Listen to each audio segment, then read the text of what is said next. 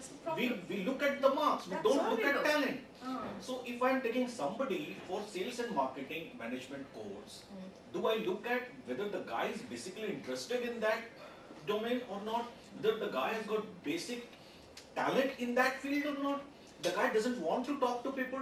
He wants to work in Excel sheet, he wants to work in analyze, and we take him for sales and marketing course. So we make basic mistake there. How many institutes spend energy in identifying the talent which the person possesses? Just one thing I'd like to point out, sorry, one thing I'd like to say. See, interestingly, with a lot of education institutes opening, they become the easy beating. Yes. You can always point the fingers at them. One of the things I would like to share with you a very simple example. I was in one of the telecom companies before Viom.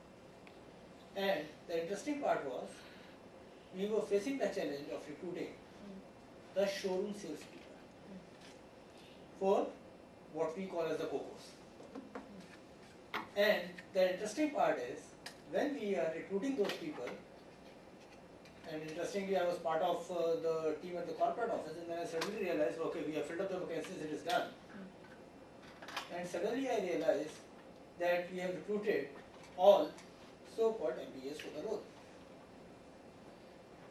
When we are looking at the talent from the perspective of the educational institutions, one of the challenges which I see from the industry part of it is what we have done for the jobs which can be very well done by the 12th pass. Just because we have a ready talent available, by paying little extra, we are going and recruiting the MBAs. Number one, the moment we are recruiting the MBAs, it is leading to the mushrooming of those MBA institutes. No doubt that people are getting recruited. And on the other side, for the operational managers of the industry, they have got an easy job. They don't really need to get down what the job requires. How can I actually look at it? Does the showroom sales guy need to be an MBA, or a showroom sales guy can very well be for either a 10th or a 12th? So looking at again the solution part of it, can we look at an ongoing thing, as in, here is a student, he studies for some time, goes into internship with the industry segment where he would like to learn hands-on, come back again, work on that, take it forward, as an ongoing Maybe thing. start with, increase it from 2 months to probably 6 months. But perhaps I can. Or even a year, probably. Probably. You see, first of all, I cannot change the curriculum because there hardly any scope of changing. Can I just explain why that is? 1 second. Okay, we have been talking about related issues, but there is a certain circularity because we are leaving out one part, which is a key element, which is actually what Mr. Ghosh is pointing out, is universities have a set structure, you have to comply with that. So that's the MBA program. If you have a PGDM, you come under AICTE, okay? That is also a set program. In my opinion, I was shocked when I saw it. But nevertheless, that is what has to be implemented. So you only have 2 choices, right? They are not particularly relevant. But to break that system, because it has a history and there has to be a continuity. So all of you understand that cascade effect which goes on forever. So we have a system which, one, is very quite inflexible if you want to give a degree or a diploma. Next, all of you were mentioning about the capabilities. Do you know that 80 to 90% of people who apply for an MBA or PGDM program are engineers? They have never worked for 1 day in their life as engineers. And so it's not just that they want to go to IT, they want to go into finance, okay? So they have done engineering, metallurgy, and they plan to be in finance, okay? Can I just take a pause here, just for 1 or 2? Maybe you can actually correct me here. 80 to 90% of the engineers who are actually getting into MBA, only 20% of them are the ones who are going to MBA because they wanted to pursue right from the, they had this in mind right from the beginning that they will do engineering plus MBA. The rest all are coming because they are actually not getting a job right after engineering. Possibly. And here is the problem, as we said, if China is going to be the workshop of the world, and in India we're going to look at every manufacturing industry and say, why bother, they're already doing it cheaper, faster, quicker than us. And China is our biggest source of imports today. Most people are unaware of that, but they are. In a sense, earlier we were, a couple of you were not here as yet, but we were talking about how they're only going to be less than 5%, potentially 2% of our population is going to be in agriculture because this is the transition. We don't need, if you look at the developed countries, that's what makes them developed. Most of their population is in non-agricultural activities. So the huge issue is actually, the main issue is that 95% of our population is going to have to be absorbed in non-agricultural activities over the next 50 to 60 years. Okay, and this demographic will include men and women. That fundamental change, which is a paradigm change from an agrarian, rural society and economy to an urban, industrial society and economy. That transition we have not really understood in our educational system, nor are we anywhere near implementing it. We are essentially, there was, in Times of India, there was an article called Macaulay's Children. Lord Macaulay, in the 1800s, instituted what we are doing still, okay? And people are scared to change. Why? Because nobody wants to take the risk. And they are in compliance, and that's sufficient for them. They're in compliance with university rules. They're in compliance with AICTE rules. Nobody can blame them for not doing it. But when we talk about compliance, sorry for interrupting. Yeah. They are not only complying with the IICT or university, they are complying with the expectations of industry.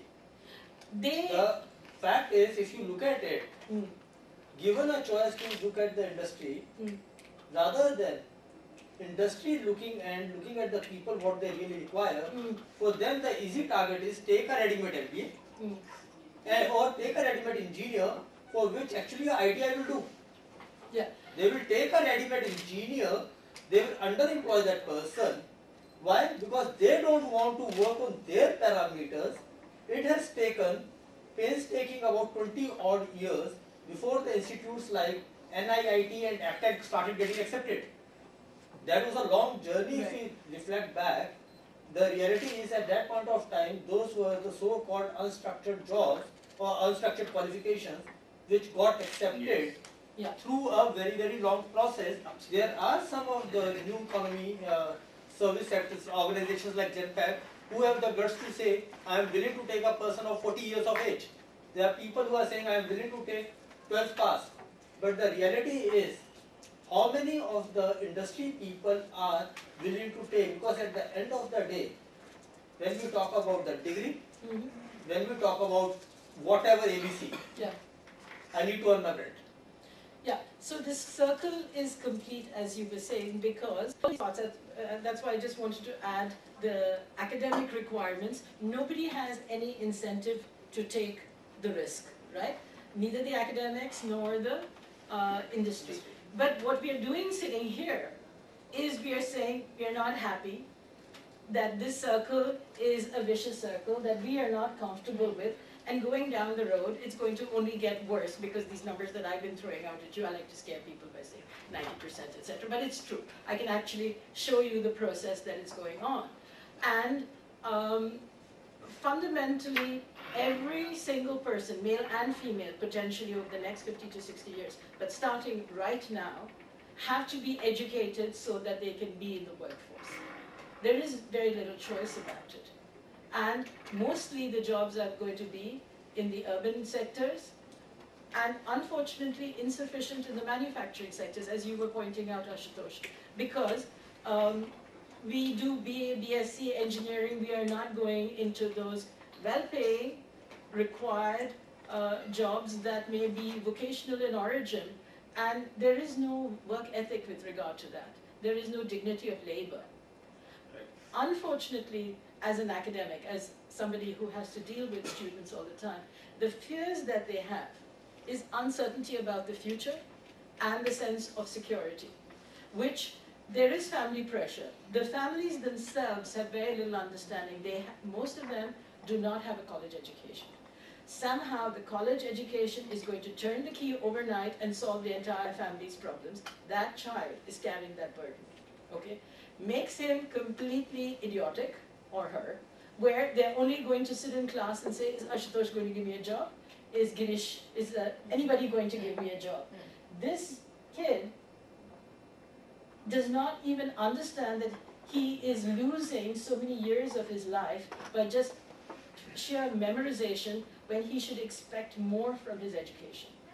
Now, there is an old 1954, even before I was born, and I'm from the 50s, a guy called Thompson came up with a very simple system of what is learning, and memorization is at the very lowest. So when I do orientation with the students, I say memorization and understanding, maybe a little bit of understanding, is all that is required of you, or was required till this level. There are 4 levels above that which you have been denied.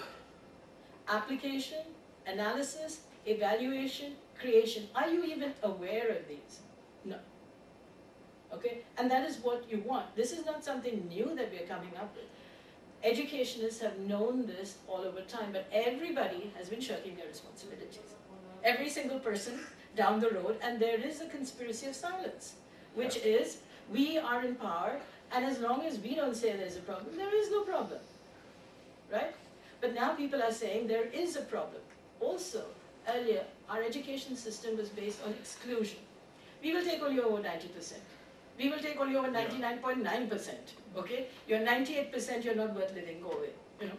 Don't breathe. Talent has got no weightage. Whether I have got talent in engineering or I have got talent in management has got no weightage. What my score is, that gets prominence.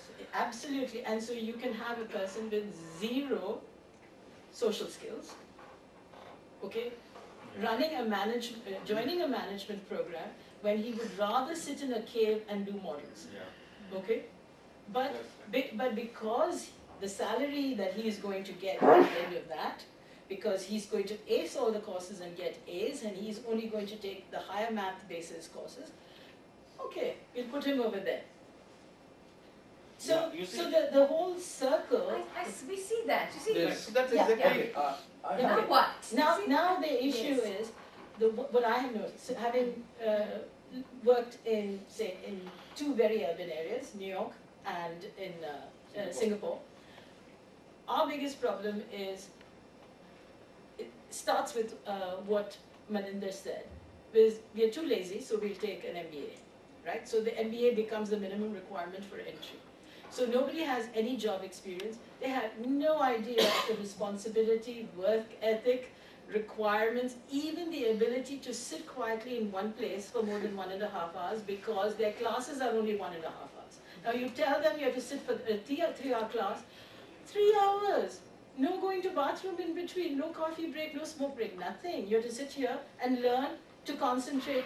That is something new. There is no sense of what is the reality of the workplace. Absolutely 0. Or even the idea of responsibility. Or the worst is, and unfortunately in both countries, Indian hires have been recognized for having this particular problem. They will have a disagreement, and it comes from, somebody mentioned aggression.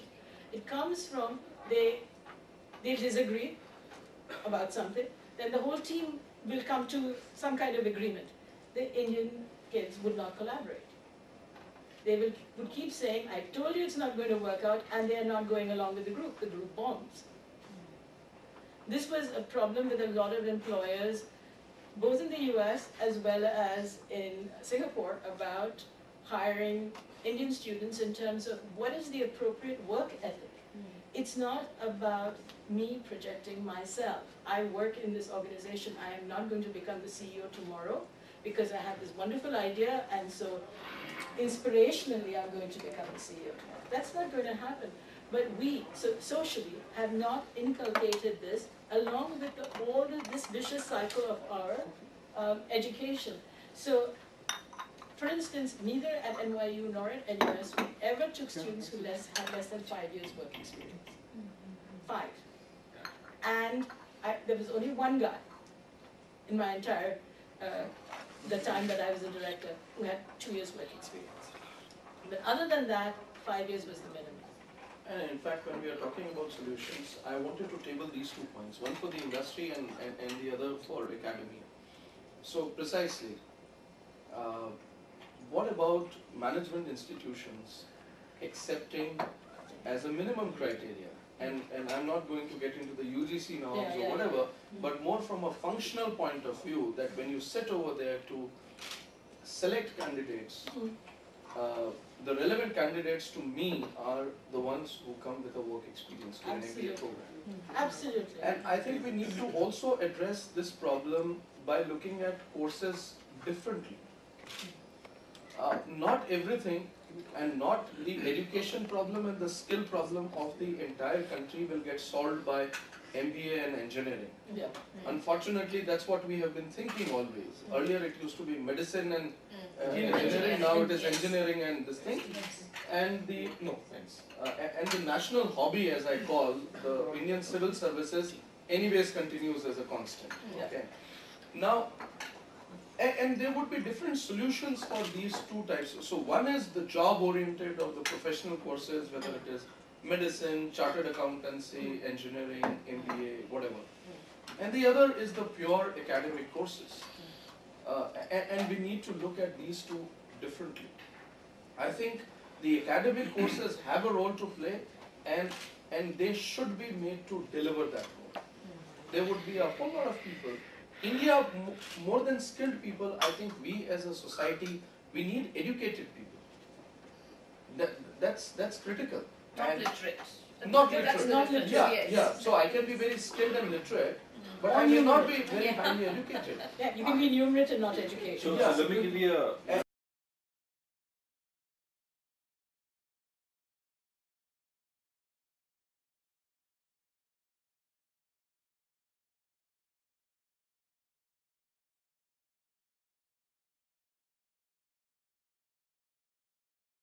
entry door. So earlier it used to be a graduation, but now I am taking MBA. That is what is more of a problem rather than a That is happening. No, I'm Very saying we should big. start treating it as a solution and then say, this is the gate. If you are an MBA, the gate is open for you.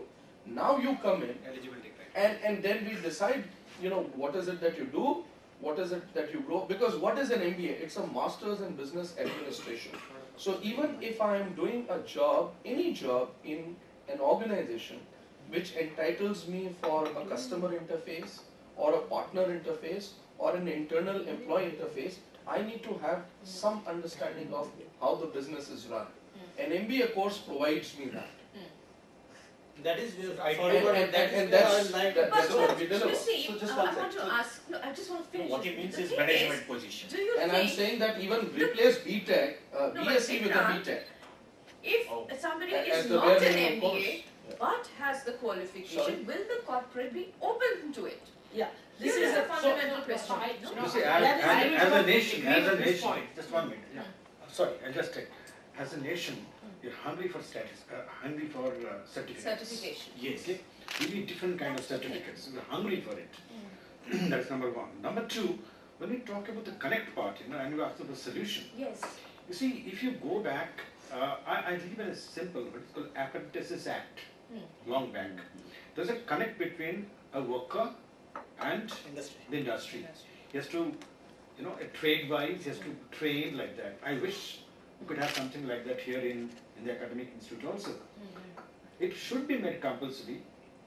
That particular institute, which is imparting training or education, must have somebody from the industry in the board, so that he can also help and not only develop in the curriculum but also inject the development and the changes happening. Number 3, I wish if there could be a regulatory body, something there, that if you are not been able to interact with the industry, say for the last 2, 3, 4 years, sorry, we are not going to give you any recognition for the kind of program we are doing. It is started with integrated program, for example. It's awful.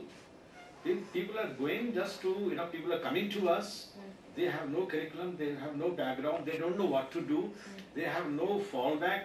What exactly when they go back, who is going to evaluate their program? Even there is a connect, the implementation part and the kind of product is coming out of this kind of interaction is going to be very, very different. Can I just interject and say that the issue, okay. No, I'll just take 1 minute. I'll just conclude. Sure. Therefore, it is not a bad idea to think some sort of mechanism, as we had the Apprentices Act compulsory and go there and come back and report. Yes.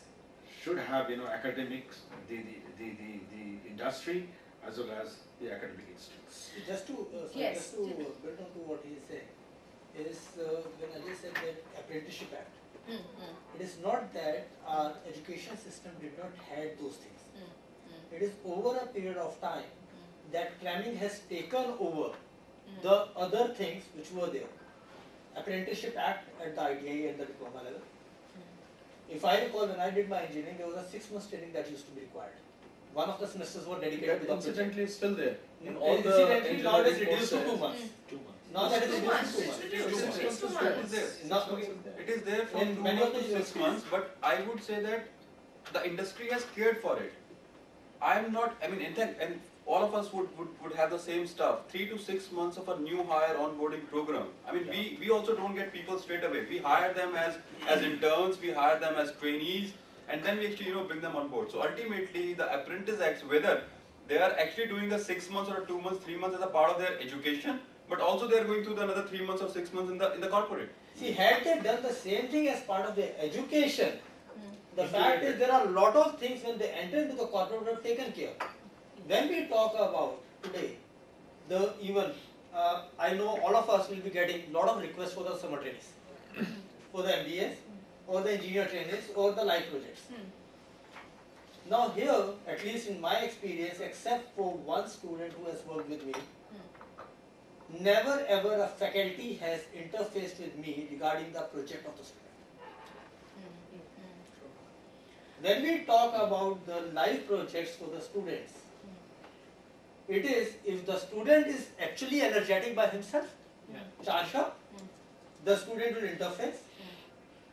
Otherwise, from the academia side, there is hardly any support to the student. Okay, now you are going to the industry, you are facing this problem. Let's see how we look at the academic, what the models say, how do we integrate.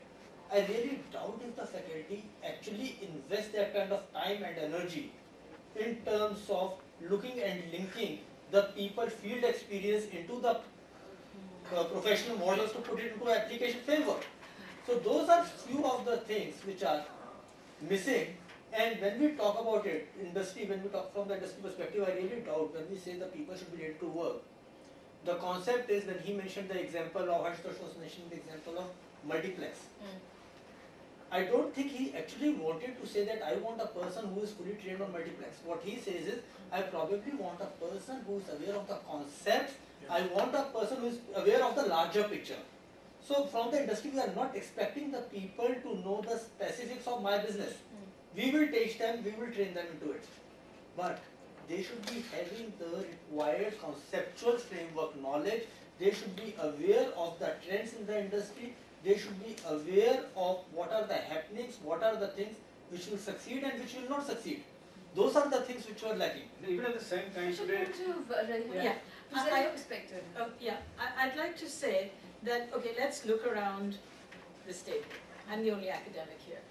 And I haven't lived in India for the last 30 years, after I finished my master's. So I've been gone since 1982. So, which body do you think is the most inert body in this whole system that we are talking about? The academics, right? Academia is underpaid, has a certain job security, little incentive to change. Because they are accepting job security for underpayment.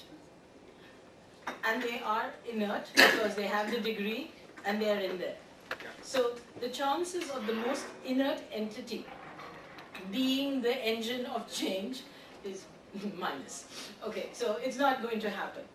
I'll give you candid admission. yeah, absolutely candid. I don't mind. It's on tape. It's okay. Because I'll just give you an example. For the last 15 years, I have been completely dependent on learning platforms because I have students from all over the world who travel, etc., etc. Whenever I discuss learning platforms, most faculty say, if we give the students the stuff ahead of time, what are we going to do in class? And you just see how ridiculous the discussion is, and they say, okay, you can discuss the material instead of spending 45 minutes out of an hour writing on the board, because you will have taken quite a bit of time to prepare each of the PowerPoints. You can have a discussion forum, you can have this. Their eyes have glazed over at this point of time, that you're extending the class out of the 3 hours in class to the whole week, blah, blah, blah. Okay, nobody wants to do this. They don't want to use technology in their classroom. Next step, I said, the students use more technology in their leisure activity than they do in the classroom. Isn't there something wrong with that? And that their leisure technology is more related to their work technology than what we are teaching in the class. You don't find a problem with this? No, no, no. They do not understand that the problem is you don't know how to use the technology. You don't want to start, and you know what? Nobody's paying you enough to even bother. Okay, and you have become a professor. This lack of confidence, I mean, this lack of confidence, correct, is also coming from confidence, and confidence in one's own ability. Yeah, so absolutely. So I have done my MBA. I am a PhD. After that, I have learned some curriculum, and that is something which I have been teaching for donkey's years. So all I have to do is take my PowerPoint presentation now. Earlier, it used to be those transparencies. And before that, it used to be writing on the board. By the way, many are still writing on the board. Okay? No, they might still be. Because that's definite, and that gives them that confidence that I'll be able to survive that 1 hour. Yeah. The moment that particular definite happens to the child before the class, and the child comes prepared with a series of questions, then for the teacher, it is like any question can be out of course. Yeah. And how do I handle that? So the solution ultimately it's to do with the ability and the skill of the teacher. Yeah. So the solution is to train the trainer, right? So we have to train. Upskilling the faculty. Probably I just conclude. Yes. I was just thinking, we talk about mentorship in the industry. Why can't? Why can't we do the same thing? Yes. Why can't a dean or the director of the institute come and tell me, Mr. Ghosh, can you take 3 students as my mentoree? Oh, you mean Why- the students? I'm talking with the And connect student for the as trainer. an student. I would say, why not the Why not do it? professionals become the mentor for even Why the not? faculty? Absolutely. Nobody Nobody the the trainers. No, see, I want to get to that. Slightly step back and So say. Nitin is Rachel very was good. mentioning. It happens, right? Sorry, Two yes, points, sorry, right? yes. I was just trying to, see various discussions, and I'm trying to sort of converge this in my mind so that we actually have some solutions. Yes. The other well-known personality trait of Indians is we can discuss something for hours without reaching We the can concrete discuss, solution. 5 sides of the problem. Right.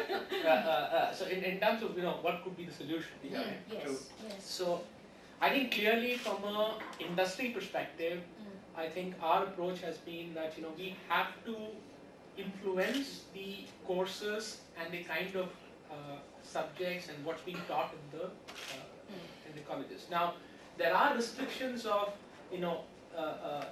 AICTE or UGC or whatever, but many colleges, because in the end market forces drive it, right? Colleges want the students to get jobs, right? And that's how people will enroll. So that's the circle, right? So they are open. So you partner with colleges that are open. The colleges that are open will introduce relevant courses. The colleges that are not open will ultimately die. So market forces will take care of that.